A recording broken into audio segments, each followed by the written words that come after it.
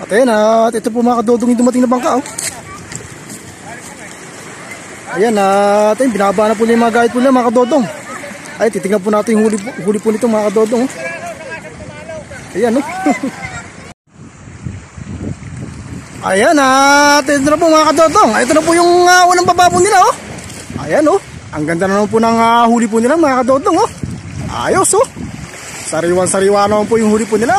At ito po yung kaibigan po natin eh. Masipag po ito magbuhat mga kadodong oh. Ayan oh. Grabe, laki na naman ang tuna po natin. Ayan, ang ganda po ng bundot mga kadodong oh. Ayan at si kuya po natin eh. Malakas po magbuhat po yan. Ayan po yung ating kaibigan mga kadodong. Ayan at ito po muli yung pangalawa po nila mga kadodong oh. Ayan at medyo malaki din po ito mga kadodong oh. Ayan oh.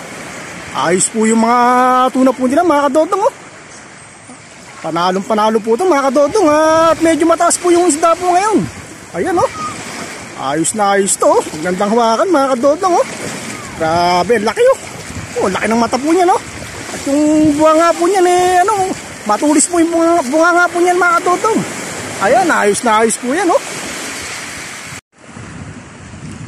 Ayan at ito na po yung pinakalas po nila mga kadodong. Ayan, isang banyera pong isda. Ayan, punong-puno po ng isda po yan oh.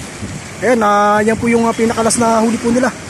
Ayan, medyo marami po yung huli po nila ngayong araw. Ayan oh, punong-puno po ng isda po yan.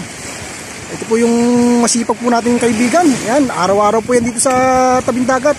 Pagka marami pong dumarating na bangka, ayan, sila po yung laging kasama po natin sa mga pagbubuhat po ng mga isda. Ayan, at hanggang dito lang po ang aking video mga kadodong. At maganda po yung panahon po natin. Medyo maganda po yung sikat ng araw.